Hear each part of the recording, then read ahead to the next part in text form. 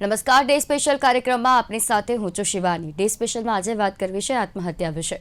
તાજેતરમાં જ આપણે જોઈએ કે આત્મહત્યાના કેસો સતત વધી રહ્યા છે અને હવે આત્મહત્યાના કેસો નાની વયમાં ખૂબ જ જોવા મળી રહ્યા છે. વિદ્યાર્થી કોઈ પણ જગ્યાએ ભણતો હોય તે પણ હોઈ શકે છે, બાળક હોઈ શકે છે, યુથ હોઈ શકે છે અને આ બધા કારણો ઘણા બધા છે. ફક્ત એક કારણ જવાબદાર નથી આત્મહત્યા પાછળ, પરંતુ કેટલાય એવા કારણો જવાબદાર બનતા હોય છે. આપણે દર વખતે કારણોની ચર્ચા કરતા હોઈએ છીએ, પરંતુ આત્મહત્યાને રોકવા માટેના પ્રયાસો કરવા પણ ખૂબ જરૂરી છે. આત્મહત્યા લોકો એવું માને છે કે તે આત્મહત્યા કરી લેશે એટલે દરેક પ્રકારની પ્રોબ્લેમનું સોલ્યુશન આવશે, પરંતુ નહીં. આત્મહત્યા કરવાથી પ્રોબ્લેમનું સોલ્યુશન નહીં, પરંતુ જીવનનો અંત આવી જતો હોય છે. અને લોકોએ ખૂબ જ પ્રેક્ટિકલી સમજવાની જરૂર છે કે કોઈ પણ સમસ્યાનો ઉકેલ આત્મહત્યા નથી હોતી. કોઈ પણ એવા પ્રયાસો કરવા જોઈએ કે જેનાથી આત્મહત્યાના વિચારોથી દૂર રહેવાય. જો એવા વિચારો પણ આવે છે તો આપણા કોઈ પણ સગા સંબંધી છે અથવા આપણા કોઈ એવા ફ્રેન્ડ સર્કલ છે તેનો આપણે મદદ લઈ શકીએ છીએ અને આત્મહત્યા રોકી શકીએ છીએ. પરંતુ તેમ છતાં પણ આત્મહત્યા સતત વધી રહી છે. ગઈકાલે જ ધોરણ 12માં અભ્યાસ કરતી સુરતની એક વિદ્યાર્થીનીએ આત્મહત્યા કરી. માતા પિતા પણ અજાણ છે કારણથી, અને જે કારણ તપાસવામાં આવી રહ્યું છે. અને છેલ્લા કેટલાય સમય જોઈશું તો આત્મહત્યાના બનાવો બાળકોમાં સતત વધી રહ્યા છે. સરકાર પણ તેને કારણે એલર્ટ બની છે. સરકાર દ્વારા પણ એ મહત્વનું જે જાહેરાત કરે છે અને જે નિયમ પાડવાનું કીધું છે કે તમામ સ્કૂલ અને જે અન્ય કોલેજીસ છે ત્યાં ફરજિયાત એક કાઉન્સિલર રાખવા જરૂરી છે. કારણ કે જે ડિપ્રેશનનો શિકાર બાળકો બની રહ્યા છે, વિદ્યાર્થીઓ બની રહ્યા છે, આજનું યુથ જે ડિપ્રેશનનો શિકાર બની રહ્યું છે અને વધુ પડતી ચિંતા, તણાવ એને કારણે આત્મહત્યા તરફ લોકો પ્રેરાતા હોય છે. આત્મહત્યા વિશે વધુ વાત કરીશું અને શા માટે અને કઈ રીતે તેને રોકવી જરૂરી છે. આ પણ ખૂબ જ ચર્ચાસ્પદ વિષય છે, કારણ કે આત્મહત્યા રોકવી હવે જરૂરી બની છે. માતા પિતાએ સમજવું જરૂરી બન્યું છે, બાળકોએ સમજવું જરૂરી બન્યું છે. તમામ વિશે આજે આપણે વાત કરીશું. આપણી સાથે ચર્ચામાં જોડાયા છે ડૉક્ટર સપના ભટ્ટ, કે જેઓ સાયકોલોજિસ્ટ છે. સપનાજી, સ્વાગત છે આપનું કાર્યક્રમમાં. સાથે તેજશ્રી પટેલ, કે જેઓ યુથ એક્ટિવિસ્ટ છે ટીપી કમ્યુનિટીમાંથી. તેજશ્રી, સ્વાગત છે આપનું કાર્યક્રમમાં. સપનાજી, આત્મહત્યા વેદનાનો અંત કે જિંદગીનો? આ હંમેશા ચર્ચાતો પ્રશ્ન છે, કારણ કે આત્મહત્યા એટલે લોકો સમસ્યાનું સમાધાન તેને માનતા હોય છે, પરંતુ સમસ્યાનું સમાધાન નહીં, પરંતુ જિંદગીનો અંત હોય છે. ત્યારે વધતા જતા આત્મહત્યાના કેસ, અને તે પણ નાની વયમાં, શું કહેશો? બિલકુલ સાચી વાત છે અને આ બહુ દુઃખદ વસ્તુ છે કે છેલ્લા 2 મહિનામાં આપણે જયારે જોઈએ ને તો આઈ થિંક 7 થી 8 એવા બનાવ બન્યા છે જેમાં બહુ જ નાના છોકરાઓ, જેમ તમે વાત કરી કે હમણાં ધોરણ 12ની છોકરી જે છે, એના પહેલા આપણે જોયું કે બહુ નાના છોકરા 5th માં હોય કે 6th માં, એ લોકો આ વસ્તુને પહેલી તો વસ્તુ એ છે કે આ વાતની સમજ પણ કેવી રીતે વ્યક્તિમાં આવી શકે કે આ અંત કરી દઈએ તો બધી વસ્તુનો સોલ્યુશન આવી જાય. આટલી નાની ઉંમરમાં જયારે બાળકો જોવા જઈએ ને તો પોતાના શોખ મોજ, શું ગમે છે, શું ભાવે છે, શું કરવું છે, એના માટે વધારે પ્રેરાતા હોય છે કે ઈચ્છા ધરાવતા હોય છે. તેના બદલે બધું બેકાર છે કે કઈ કામનું જ નથી, કે એના કરતા તો અંત લાવી દેવું એ સૌથી મહત્વનું છે, કે સૌથી સારું કે ઈઝી ઓપ્શન છે. એના પરથી આપણે કહી શકીએ કે જે આપણી આ જે યુથ છે એમની સાયકોલોજી કે એમની માનસિકતા કેટલી હદે ડિસ્ટર્બ છે, રાઈટ? હવે એના કારણો જેમ આપણે દર વખતે ચર્ચાઓ કરતા હોય છે, એમાં ઘણા કારણો જવાબદાર હોઈ શકે. સૌથી મોટું આપણે કહીએ કે જયારે પેરેન્ટ્સ જે સૌથી વધારે આસપાસ રહેતા હોય, એમને કોઈ બી અલાર્મિંગ સિગ્નલ કે કોઈ એવી વસ્તુ સમજ ના પડી કે બાળક કદાચ બહુ જ પરેશાન છે, ડિસ્ટર્બ છે, કે એને કંઈક અણગમો થઈ રહ્યો છે. સેકન્ડ નંબર પર સ્કૂલ આવે છે, જ્યાં પણ બાળક સૌથી વધારે સમય રહે છે. અને સ્કૂલમાં તો કેવું થાય કે અલગ અલગ જાતના, સપોઝ એક ક્લાસમાં 40 થી 60 છોકરાઓ છે, તો આટલા બધા છોકરાઓમાં કોઈ પણ બાળકનું જે વર્તન કદાચ થોડું બી એબનોર્મલ છે કે થોડું બી બીજા બધા જેવું નથી, તો એ લોકો બી એને આઈડેન્ટિફાઈ નહીં કરી શક્યા કે આ બાળક કોઈ તકલીફ કે પરેશાનીમાં છે. અને ત્રીજી વસ્તુ આવે છે કે ફ્રેન્ડ્સ. તો આટલા બધા લોકો, અને કદાચ બાળક ટ્યુશનમાં જતું હોય કે કોઈ એક્ટિવિટીઝ જેમ કે આપણે કહીએ ને ડાન્સ, મ્યુઝિક, કરાટે, સ્પોર્ટ્સ, કોઈ બી જગ્યાએ જાય ને આટલી બધી જગ્યાઓમાંથી કોઈ બી જગ્યાએ એવા કોઈ અલાર્મિંગ સિગ્નલ, સાઇન ના આવ્યા કે બાળક કઈ અલગ લાગી રહ્યું છે, કે કદાચ કહીએ ને કે એકલો રહી રહ્યો છે, કોઈને સાથે નથી, કે એની કંઈક વાતો એવી લાગી રહી છે કે જેના લીધે કઈ અલગ છે નોર્મલ કરતા કે રેગ્યુલર કરતા, જે કાયમ એનો સ્વભાવ હોય. આટલા બધી જગ્યાએથી જો આઈડેન્ટિફાઈ ના થઈ શકે તો આ વસ્તુ બહુ જ દુઃખજનક છે કે આપણે જે આપણા એક કે બે જ બાળકો હવે રહ્યા છે, પહેલાના જમાનાની જેમ આટલા બધા નથી હોતા અને ફેમિલીમાં પણ સૌથી વધારે ધ્યાન એમના પર જ આપવામાં આવે છે, છતાં પણ આવા ઇન્સિડન્ટ બનતા હોય છે. તો એના મતલબ કે એનું મતલબ છે કે દરેકે દરેક વ્યક્તિના માનસિક સ્વાસ્થ્ય પર ધ્યાન આપવું હમણાં સૌથી વધારે અગત્યનું બની ગયું છે. અને તેની માટે જ સ્કૂલ્સ કહેતી હોય છે કે અમારા એક્સપર્ટ છે, અમારા સિનિયર છે. સેમ હમ. વે બધી જગ્યાએ આપણને ખબર છે કે કેટલી પ્રેક્ટિસ એકચ્યુઅલ થાય છે, કે દરેક જી. હમણાં એક એવો રિસર્ચમાં આવ્યું છે કે દરેક 100 વ્યક્તિએ એક કાઉન્સિલરની હમ. જરૂર છે. કે આવી રીતે they need to have a person કે જે એક્સપર્ટ હોય, ટ્રેન્ડ હોય, જાણતું હોય, આઈડેન્ટિફાઈ કરી શકે, એમના ઓબ્ઝર્વેશનમાં લાવી શકે, અને સાથે જે બી ટીચર્સ છે કે જે બી એક્સપર્ટ્સ એમની સાથે ડીલ કરે છે ડાયરેક્ટ, કે જે પેરેન્ટ છે એમને એ વસ્તુમાં ટ્રેન કરી શકે કે કઈ વસ્તુ કે કયા સાયન્સ સિગ્નલ્સ લાગતા હોય બાળકમાં કે પોતાનામાં કે પોતાના આસપાસ કોઈમાં, તો એમને તરત ને તરત કાઉન્સિલિંગ માટે એટલીસ્ટ લાવવાની વાત જરૂર પડે છે. તો આપણે આ હમ. બધી વસ્તુઓ કહીએ ને કે રોકી શકીએ. જી બિલકુલ ચોક્કસથી. અને શરૂઆતી લક્ષણો તેમના બિહેવિયર ચેન્જમાં જોવા મળતી હોય છે કે સામાન્ય પણ જો તેમના બિહેવિયરમાં રોજિંદા જે પણ જીવન જીવતા હોય તેમાંથી થોડું પણ ચેન્જ જોવા મળે તો તરત જ માતા પિતાએ પોતાના બાળક સાથે વાતચીત કરવી જરૂરી છે. કોઈ પણ એવા મિત્રો કે જેમને ખ્યાલ આવે કે તેમનો મિત્ર બરોબર નથી, તે કોઈક જે એવી પ્રવૃત્તિ કરી રહ્યો છે કે જે રોજિંદામાં નથી કરતો, એવો બિહેવિયર તેનો ચેન્જ થઈ રહ્યો છે, ત્યારે તાત્કાલિક તેના ઉપર પગલા ભરવા જરૂરી છે, તેના વિશે વાતચીત કરવી જરૂરી છે, તો જઈને તે સમસ્યાનો ઉકેલ આવે. તેજસ્વી, આપ એક યુથને બિલોંગ કરો છો, ત્યારે યુથની વાત કરીએ તો યુથમાં જ અત્યારે આત્મહત્યાના કેસો સતત વધી રહ્યા છે. વધુ પડતું ટેન્શન કે પછી કયા એવા કારણો આપને લાગે છે કે યુથ તરીકે કે જેને કારણે યુવાઓ આ પ્રકારનો સ્ટેપ લઈ રહ્યા છે? ઓકે, તો હું આખા જીવન સરણીની વાત કરીશ કે શરૂઆતમાં જે ચાઇલ્ડહુડ ફેઝ હોય છે ત્યાં જ પહેલા તો ખાસા બધા ટ્રોમાસ ને બધું થતું હોય છે, ફેમિલીથી લઈને એના સરાઉન્ડિંગ્સ થી લઈને કે એના ઇમોશન સપ્રેસ થયા હોય અને બહાર વ્યક્ત કરવામાં ના આવ્યા હોય ને કોઈ રીતે દબાઈ ગયું હોય. અને ધીમે હમ. ધીમે જયારે 10-11 વર્ષનું થાય છે, મોટું થાય છે, આઉટગ્રો કરી લે છે, પરિસ્થિતિમાં બહાર નીકળી જાય છે, પણ તો પણ એના સબકોન્શિયસ માઇન્ડથી કે લઈને એના નર્વસ સિસ્ટમને આ જે બિહેવિયર છે એમાં હજી એ સ્ટક છે. બટ સ્ટીલ જી. એને પણ ઓવરકમ કરીને પહેલા તો કરિયર, પછી કરિયર ટેન્શનથી લઈને health, environment, communal disputes, family disputes, financial નોલેજથી લઈને જે કોઈમાં પણ ક્લેરિટી હોય અને ના હમ. હોય તો પણ સિસ્ટમ પણ ખાસી એવી બનેલી છે કે એમને ક્લેરિટી હોય તો એ જઈ નથી શકતા આગળ, અને ક્લેરિટી હોવા છતાં એ લોકો ક્યાંક ને ક્યાંક બધી બાજુથી પહોંચી નથી વળતા. જી. આજની તારીખે જોવા જઈએ તો જે જેન્ઝી અને મિલેનિયલ્સે જે રીતે ઉછેર થયો છે એ આખો અમારા મા બાપની પેઢી કરતા અલગ છે. અમને જે ટેન્શન્સ જે છે 10-11 વર્ષથી કે 15 વર્ષથી જે મળવા લાગ્યા છે અમારા મા બાપને એ બધા નથી મળ્યા. એટલે ધારો કે કોઈ ટીચર આવીને કે મા બાપ આવીને કે શું ટેન્શન લે છે બેટા, કેમ આટલું બધું વિચારે છે, ના વિચાર, પણ એ કઈ લે પણ એ કરવું ખાસું અઘરું છે. અને કાઉન્સિલર્સ હજી છે, આવી ગયા છે, ખાસી બધી નવી સ્કૂલોમાં આવી રહ્યા છે, પોલિસીસ ચેન્જ થઈ છે, પણ તો પણ મગજમાં સ્ટિગ્મા હજી છે, સોસાયટીના બિહેવિયરમાં સ્ટિગ્મા હજી છે કે આ કાઉન્સિલર પાસે ગયા તો બીજા 4 માણસો કહેશે. જી. અને ઓવર થિંકિંગ એક્સેપ્ટ કરવું જરૂરી છે કે હજી પણ પ્રજા વિચારે છે કે સામે વાળું માણસ શું વિચારશે ને એ પ્રમાણે એ હમ. પોતાના જીવનમાં પગલા ભરે છે.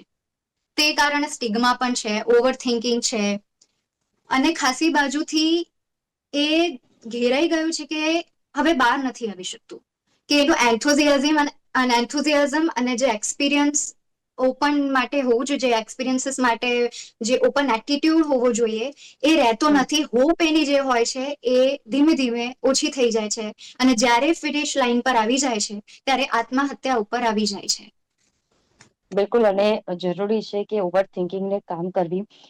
ઘણા બધા એવા યુથને આપણે જોતા હોઈએ છીએ રોજબરોજમાં કે જે ખૂબ જ નાની એવી બાબતોને પોતાના પર એટલી બધી હાવી થઈ જવા દે છે કે તેને કારણે તે ઓવર થિંકિંગ કરવા લાગે છે, તેને કારણે ડિપ્રેશનમાં આવી જાય છે. એટલે એને આ એક પછી એક જે સ્ટેપ મળતા જાય છે અને ત્યારે અંતિમ સ્ટેપ તેમનો આત્મહત્યા હોય છે, અને તેને તરફ પહેલું જ પગથિયું જો રોકી દેવામાં આવે તો આત્મહત્યા તરફ તેમના જે વિચારો જાય છે તેને રોકી શકાય છે. સપના, જે આપનું આ વિષય પર શું માનવું છે?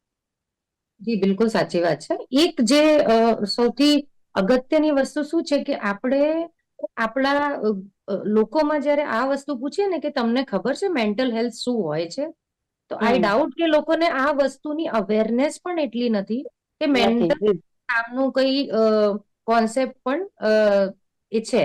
લોકોને એવું લાગે કે ફિઝિકલ હેલ્થનો કોઈ ઇશ્યુ હોય તો એ તરત ડોક્ટર પાસે જશે, આંખનો પ્રોબ્લેમ હોય, નાકનો, ગળાનો, કઈ બી હોય.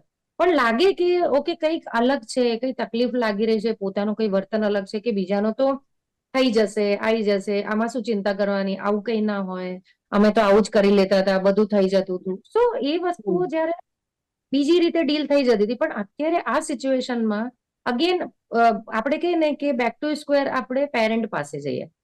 પેરેન્ટ એવા વ્યક્તિ છે કે જ્યારે બાળકને એમને જન્મ આપ્યો છે તો સ્પેશિયલી એ બંનેને એ વસ્તુ તો ખબર હોય છે કે મારા વસ્તુનો ટેમ્પરામેન્ટ, બાળકનું શું ટેમ્પરામેન્ટ છે, એનો સ્વભાવ શું છે, એ કેટલો સેન્સિટિવ છે, એ કઈ વસ્તુને કઈ રીતે લે છે. એક બાળક છે કે એને કોઈ બી કેટલું બી લડે, ગુસ્સે થાય ને તો એને કોઈ ફરક નહીં પડતો, એ હસીમાં લે છે.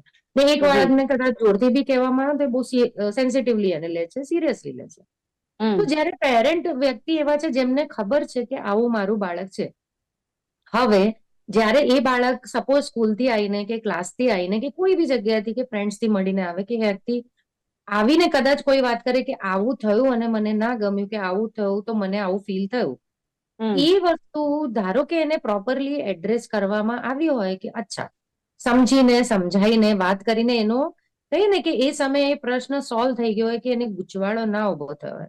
કેમ કે હમ. ઘણી વખત પેરેન્ટનો કદાચ ઇન્ટેન્સ ના હોય, કદાચ ટીચર્સનો ઇન્ટેન્સ ના હોય, જે તે હમ. ફ્રેન્ડ્સ હોય એ કદાચ ખાલી ચીડવી દીધું હોય, કઈ ના હોય, પણ એ જે બાળક છે એને કઈ વસ્તુ લાગી ગઈ છે કે એના મન પર અસર કરી ગઈ છે, કદાચ પેરેન્ટ્સના લીધે કે એમની જેમ કે હમણાં એમને વાત કરી કે ફેમિલી ડિસ્પ્યુટ્સ હોય કે પેરેન્ટ્સના કંઈક હોય ને એના લીધે કોઈ વાત જો બાળકને લાગી ગઈ અને ધીરે ધીરે ધીરે આમ કહીએ ને કે રૂટમાં એ રૂટના લીધે ધીરે ધીરે પ્રોબ્લેમ વધતો જાય અને પછી આગળ જતા વ્યક્તિને એવું લાગે કે આ તો બધું બેકાર છે, આ બધા કરતા તો અંત જ સારું, એના કરતા તો સુસાઇડ જ સારું. હવે તમે વિચાર કરો કે જ્યારે નાના બાળક છે જે 5th સ્ટેન્ડર્ડમાં છે, જેમ શરૂઆતમાં મેં કીધું કે એ લોકો બીજી બધી વસ્તુઓમાં ધ્યાન આપતા હોય, શું ગમે છે, શું પસંદ છે, શું કરવું છે, એમને એ બધા કરતા જે આ વાળો થોટ આવ્યો ક્યાંથી? ક્યાં કોઈ હમ. ફેમિલીમાં કોઈનું આવું કંઈક સાંભળ્યું છે, કોઈક એવો એક્સપિરિયન્સ કોઈકનો સાંભળી લીધો હોય કે ઓહો આ સારી વસ્તુ છે, ક્યાં કોઈક એવી રીલ્સ જોઈ લીધી છે, કંઈક એવું જે એમને ટ્રિગર કરી ગયું છે અને સાથે સાથે એમના પોતાના એક્સપિરિયન્સ અને એમને લાગ્યું કે આ સારું છે. તો અગેન જે આટલા બધા લોકોથી ઘેરાયેલો વ્યક્તિ હોય અને કોઈ બી એના વર્તનમાં અલગ લાગતું હોય તો તરત હમ. એને એ વાત કરવી જોઈએ. કેમ કે અમે જ્યારે બી કોઈ બી કેસીસ લેતા હોય અને ડિટેલિંગ કરતા હોય ત્યારે ખબર પડતી જ હોય છે કે ક્યાંક ને જી. ક્યાંક એ વ્યક્તિએ કોઈક એવી વાત કરી હતી, કોઈક એવા સાઇન તો હતા જ, પણ હમ. લોકો એને સમજી ના શક્યા, પ્રોપરલી આઈડેન્ટિફાય ના કરી શક્યા અને એનો પરિણામ આટલો દુઃખદ અને ખરાબ આવ્યો છે. પણ સપનાજી, વાત પણ અમુક વખત તો એટલી નાની અમથી હોય છે કે જયારે આત્મહત્યા કરી લેવાતી હોય છે.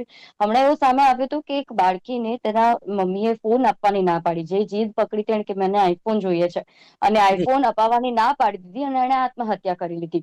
હવે આ એક નજીવી બાબતને કારણે પણ આટલું મોટું પગલું ભરવું એ કેટલી ગંભીર બાબત કહેવાય. કારણ કે માતા પિતાને ત્યારે તો કોઈ એવા લક્ષણો ખ્યાલ પણ ના આવે કે મારું બાળક આ પ્રકારનું સ્ટેપ લેવા જઈ રહ્યું છે અથવા આ પ્રકારનું સ્ટેપ લેશે, તો ત્યારે શું કરવું જોઈએ? કારણ કે ચલો બીજા બધામાં તો આપણને ખબર પડે કે તેમના બિહેવિયરમાં ચેન્જ આવે છે, પરંતુ ઓન ધ સ્પોટ આ પ્રકારનું ડિસિઝન લેવું અને માતા પિતાએ ના પાડી અને એનું આવું જે વિપરીત રીતે એની અસર જોવા મળે, તો આ કેટલું ગંભીર સમસ્યા કહી શકાય અને આવા કેસો સતત આપણે વધતા જોવા મળતા હોય છે. જી. તો તમને કહું ને કે આપણી પાસે જે ઇન્ફોર્મેશન આવી ને એ આ છે કે ખાલી મોબાઈલ અપાવવાની ના પાડી અને મોબાઈલ જોઈતો હતો અને એટલા માટે એવું થયું. હવે આ જે વ્યક્તિનો આ જે કિસ્સો છે એને જો એના વિશે ડિટેલમાં જ્યારે જાણકારી લેવામાં આવે ને તો બની શકે કે પેરેન્ટનો સ્વભાવ એવો હોય, ઓથોરિટેરિયન હોય કે જે કે એટલું જ સાંભળવાનું હોય. બની શકે, હમ. મને ખબર નથી આ કિસ્સામાં શું છે, પણ હમ. બની શકે કે પેરેન્ટે કોઈ પ્રોમિસ કર્યું હોય, કદાચ કોઈ બીજો સિબલિંગ હોય એને કોઈ કારણસર અપાવવામાં આવ્યું હોય કે કોઈકે લીધું હોય કે કોઈક એના હમ. ફ્રેન્ડે લીધું હોય અને બાળકને કીધું. કમ્પેરિઝનમાં કદાચ એવી રીતે થઈ શકે કે એ બાળકીને કોઈ એક્ઝેક્ટલી. કમ્પેરિઝન કરવી હોય, રાઈટ? આપણને એટલે ખબર છે કે બસ મોબાઈલ ના અપાયો, પણ એક આટલું નાનું હમ. રીઝન હોઈ ના શકે. તો એ વ્યક્તિ જે નથી એ તો કહી ના શકે, પણ જો વાત વધારે આપણે કહીએ ને કે કેસ ડિટેલ જયારે લેવામાં આવે ત્યારે કંઈક હમ. ને કંઈક બીજું એનું રીઝન નીકળીને આવતું જ હોય છે. પણ અગેન વસ્તુ એ જ છે કે વ્યક્તિ, મને ખબર છે કે મારા બાળકને કઈ વસ્તુનું ખોટું લાગી શકે છે, કે એને કઈ રીતે કઈ વાત કરીએ તો એને ગમશે કે નહીં ગમશે. કદાચ એટલી અવેરનેસ કે આટલી જાણકારી હું મારા વિશે બાળક વિશે પર્સનલી રાખું અને એટલું ધ્યાન જી આપું તો કદાચ વસ્તુ બીજી હોઈ શકે. બિલકુલ. શું કિસ્સાઓ તેજસ્વી, કદાચ જ્યારે વધારે હોય છે, પણ હમ, આપણી પાસે ઇન્ફોર્મેશન આટલી જ પહોંચતી હોય છે, એવું છે. બિલકુલ. તેજસ્વી, જ્યારે આ નાની વયમાં આત્મહત્યાના કિસ્સાઓ વધે છે ત્યારે ઘણી બધી રીતે તમને પણ એમ થતું હશે કે તમારી આસપાસના જેવા મિત્રો હશે કે પછી કોઈ પણ એવા રિલેટિવ્સ હશે કે તમારા કઝિન્સ હશે, તમારા ભાઈ બહેન હશે, ત્યારે તેમનામાં જો કોઈ એવા પ્રકારનું બિહેવિયર ચેન્જ દેખાય છે ત્યારે તમારાથી તમે શું કરો છો? એવું કોઈ એક્ઝામ્પલ તમારા લાઈફમાં બન્યું હોય કે તમારા ફ્રેન્ડ કોઈ સર્કલમાં કોઈ જેમનો બિહેવિયર સડન ચેન્જ થઈ ગયો હોય, અચાનક ચીડિયો સ્વભાવ થઈ ગયો હોય, ઓવર થિંકિંગ કરતા હોય, ડિપ્રેશનમાં હોય, તો ત્યારે તમે કોઈ એવું સ્ટેપ લીધું કે જેનાથી તેમનો જીવ પણ બચી શક્યો અને તેમને તમે નોર્મલ લાઈફમાં બેક કરાવી શક્યા? મારા અત્યારે તો સારું છે કે મારા મિત્રો આગળ એવા કેસીસ નથી થયા, બટ તો પણ ખાસા બધા કરિયર ટેન્શન અને એકેડેમિક પ્રેશરથી લઈને ખાસી બધી વસ્તુમાં દબી જાય છે ત્યારે તો પણ ડિપ્રેશનના 1-2 સ્ટેજ સુધી હોય તો ઓપન કમ્યુનિકેશન ખાસું અમારા ફ્રેન્ડ ગ્રુપ્સમાં છે, જેના થકી અમે મળીએ ત્યારે અમારા વાત કરીએ ત્યારે એ અમને શેર કરે છે અને અમે સામે એમને પ્રોપર સોલ્યુશન્સ આપીએ છીએ. At the same times not random solutions કે આ કર કે તે કર કે આનાથી આમ સારું થઈ જશે. પ્રોપર એવા કે આ ઇન્સ્ટિટ્યુશન પાસે જા કે આની પાસે જા, પ્રોપર ક્રેડિબલ સોર્સ જે ત્યાં એ રીચ કરીને કેવી રીતે પગલાં ભરે ને પોતાનો પ્રોબ્લેમ સોલ્વ કરી શકે. પછી ફાઇનાન્શિયલ હોય કે મેન્ટલ હોય કે પછી નાની મોટી પણ કોઈ વસ્તુ હોય. અને મા બાપ જોડે તો હજી સુધી વાત નથી પહોંચી, એટલું ગંભીર પણ નથી, પણ આટલું મિત્રતાના થતી આટલા ડિપ્રેશનના કેસીસ ઓછા થઈ શકે છે અને નાના સ્ટેજમાં હોય ત્યારે જ સુધારો લાવી શકાય છે. જી.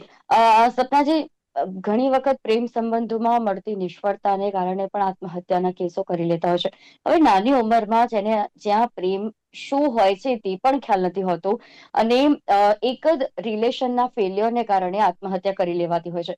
ત્યારે આ વિષય ઉપર ગંભીર રીતે ચર્ચા કરવી એટલે જરૂરી બનતી હોય કે ઘણા લોકોને પ્રેમ સંબંધ અને નાની વયમાં તો કદાચ આનો મિનિંગ પણ ના ખબર હોય, પુખ્ત વયના થાય ત્યારબાદ તેમને પ્રેમ શું હોય તે ખ્યાલ હોય, પરંતુ તે પૂર્વે જ્યારે તે કોઈ પણ એવા રિલેશનશીપમાં આવે છે અને તે ફેલ જાય છે અને ત્યારે આવા પ્રકારનું સ્ટેપ લેવું, એ પહેલા કઈ રીતે ચેતવવા જોઈએ, કારણ કે માતા પિતાને પણ કદાચ તેના વિશે ખ્યાલ નથી હોતો, તો એ સિચ્યુએશનમાં એ યુથે શું કરવું જોઈએ?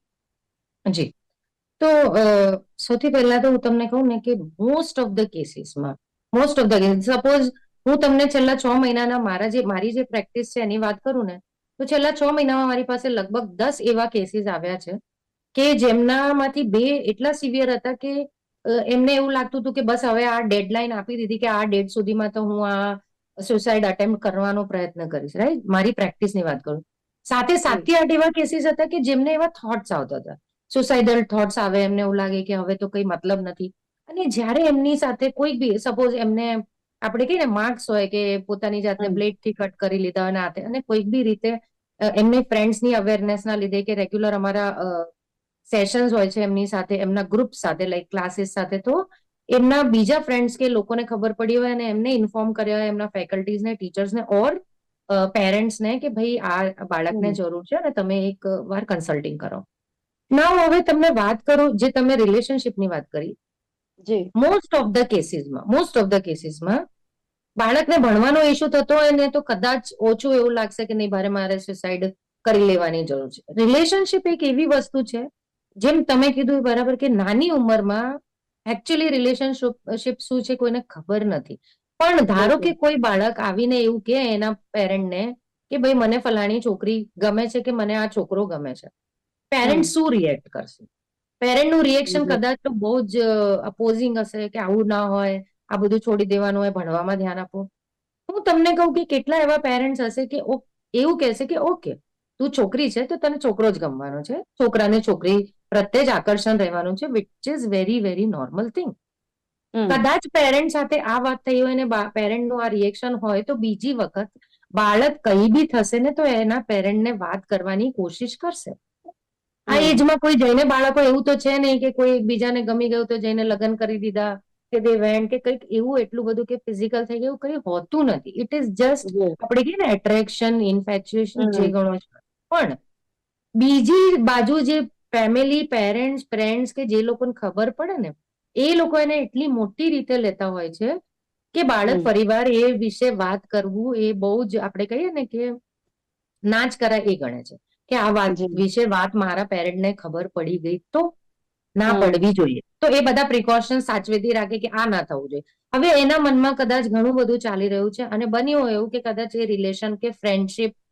તમને એક સિમ્પલ એક્ઝામ્પલ આપું. મારી પાસે જયારે છોકરાઓ આવતા હોય ને એવું કે ને કે વી વર ડેટિંગ, અમે આમ ગયા, તો આઈ ઓલવેઝ ટેલ ધેમ કે તમને ડેટિંગ રિલેશનશિપ એટલું ફાસ્ટ ફટાફટ ના હોય. Okay, you like hmm. Somebody, તમે એની જોડે બહાર બી ગયા, તમે ડિનર કર્યું, કદાચ તમે ફ્રેન્ડશિપ માટે કદાચ એકબીજાને જે બી ગણો કીધું પણ, તો that does not mean that કઈ બહુ મોટું થઈ ગયું છે. કારણ કે તમે નોર્મલ ફ્રેન્ડશિપ, દરેકના ફ્રેન્ડ્સ તો હોય ને, છોકરી બી હોય ને છોકરો બી હોય, એમાં શું થઈ ગયું, એવું કઈ સ્પેશિયલ નથી. બટ યુ થિંક કે આવી રીતે આ રિલેશનને બતાવું છે અને પછી 2 મહિના પછી તમને એવું થાય છે કે ના ના અમારું રિલેશનશિપ પતી ગયું.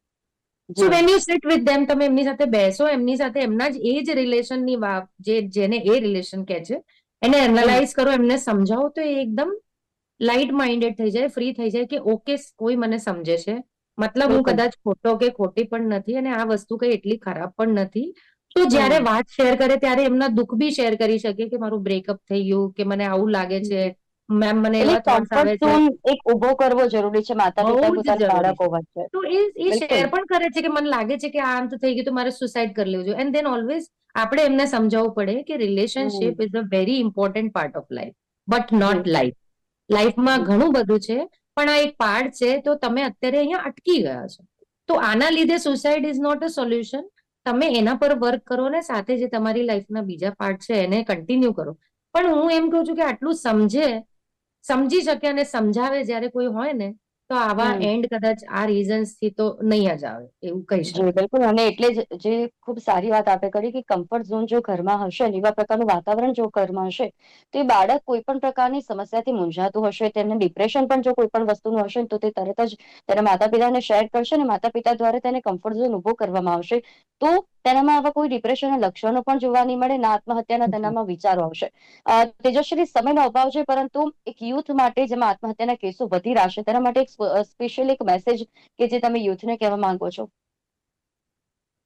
ઓકે, કે પહેલા તો વી ઓલ નો કે આ સ્ટેજ ત્યારે જ આવે છે when you have tried everything, તમે બધા પ્રયત્નો કરી લીધા છે and you have lose the hope, but reaching the right source and still taking the steps, અને તમે એકલા નથી ભરી શકવાના છે, એ સત્ય છે. હમ. તો તમે તમારા ટ્રસ્ટેડ ફ્રેન્ડને ગમે તેમ કરીને કોઈ પણ સ્ટિગ્મા કે સ્ટીરિયોટાઇપ્સ કે ડિસ્ક્રિમિનેશન થશે કે આ તે, એ બધું બાજુમાં મૂકીને stay true to your self. જ્યારે when you stay true to yourself, honest with yourself is the first step. અને બીજા કોઈ વ્યક્તિને તમે જોડે લઈને ચાલો, 2-4 પગલા ભરો, જી. અને પછી ઇમોશનલ સ્ટ્રેન્થ અને મેન્ટલ સ્ટ્રેન્થ ફરીથી ગેઇન થાય, and then take your bag again, and પછી ફરીથી ચાલવાનું ચાલુ કરો.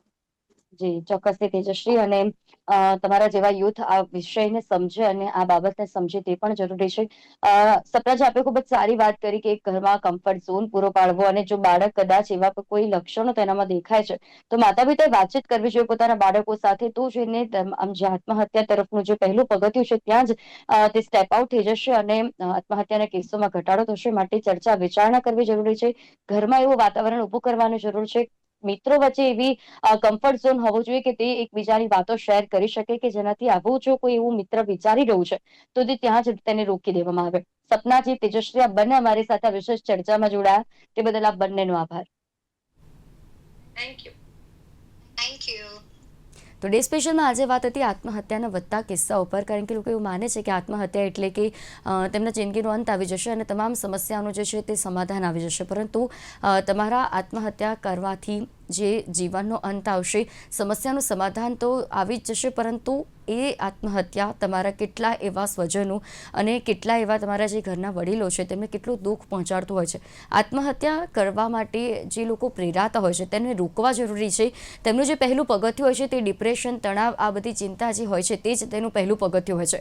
તેને ત્યાં જ જો રોકી દેવામાં આવે, ઘરમાં વાતાવરણ એવા પ્રકારનું ઊભું કરવામાં આવે અને મિત્રો સાથે એટલું કમ્ફર્ટ ઝોન ઊભું કરવામાં આવે, તો જ એને જે આત્મહત્યા આત્મહત્યા કરવાનું વિચારી રહ્યા છે તે વાત શેર કરશે, એકબીજાની વાત જ્યારે કહેવામાં આવે છે ત્યારે પણ એ મનનો જે ભાર છે તે હળવો થતો હશે, તેનાથી પણ આ પ્રકારની આત્મહત્યાને આપણે રોકી શકીએ છીએ. ડે સ્પેશિયલના કાર્યક્રમમાં હાલ બસ આટલું જ. ફરી મળીશું નવા વિષયની સાથે. ત્યાં સુધી મને રજા આપશો. નમસ્કાર.